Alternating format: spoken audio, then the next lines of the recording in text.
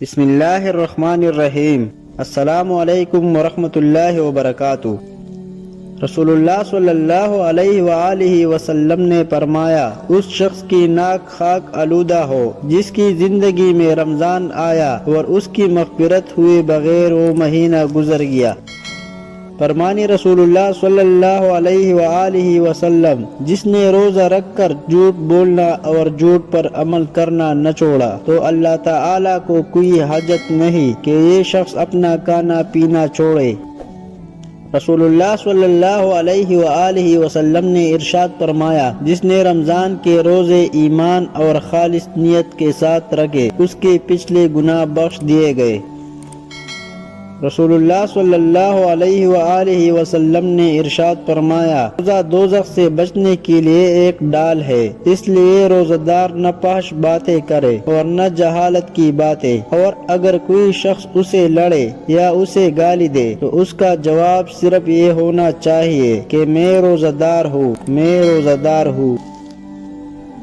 رسول اللہ صلی اللہ علیہ وآلہ وسلم نے ارشاد فرمایا، اللہ تعالی ہر افطاری کے وقت کچھ لوگوں کو جہنم سے آزاد کرتا ہے اور یہ رمضان کی ہر رات کو ہوتا ہے۔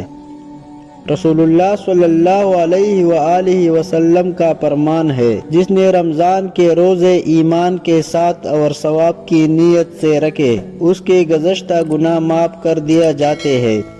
رسول اللہ صلی اللہ علیہ وآلہ وسلم کا فرمان ہے، جب کوئی شخص روزہ افطار کرے تو اسے چاہیے کہ کھجور پر افطار کرے، کیونکہ وہ بابرکت پھل ہے۔ اگر اسے کھجور نہ ملے تو پانی سے افطار کرے، کیونکہ وہ پاکیزہ چیز ہے۔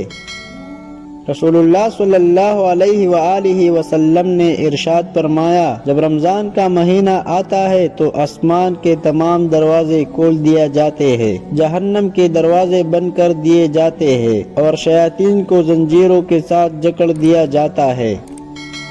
رسول اللہ صلی اللہ علیہ وآلہ وسلم نے ارشاد فرمایا، انسان کا ہر عمل اس کے لیے ہے مگر روزہ اللہ کے لیے ہے۔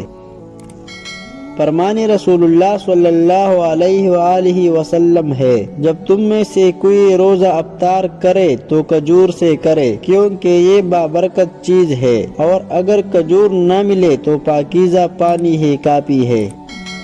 رسول اللہ صلی اللہ علیہ وآلہ وسلم نے ارشاد فرمایا، اس ذات کی قسم جس کے ہاتھ میں میری جان ہے، روزہ دار کے منہ کی بو اللہ کے نزدیک کستوری کی خوشبو سے بھی زیادہ پسندیدہ اور پاکیزہ ہے۔ اللہ تعالیٰ فرماتے ہیں، بندہ اپنا کھانا پینا اپنی ہی شہوت میرے لیے چھوڑ دیتا ہے، روزہ میرے لیے اور میں ہی اس کا بدلہ دوں گا، اور دوسری نیکیوں کا ثواب بھی اصل نیکی سے 10 گنا ہوتا ہے۔ رسول اللہ صلی اللہ علیہ وآلہ وسلم نے فرمایا، جس نے روزہ رکھ کر بھی بد زبانی اور جھوٹ نہ چھوڑا تو اللہ تعالیٰ کو اس کا کھانا پینا چھوڑ دینے کی کوئی ضرورت نہیں۔ رسول اللہ صلی اللہ علیہ وآلہ وسلم نے فرمایا کہ اللہ فرماتے ہیں، انسان کا ہر عمل اس کی ذات کے لیے ہے سوائے روزے کے کہ وہ خاص میرے لیے ہے، میں ہی اس کا بدلہ دوں گا۔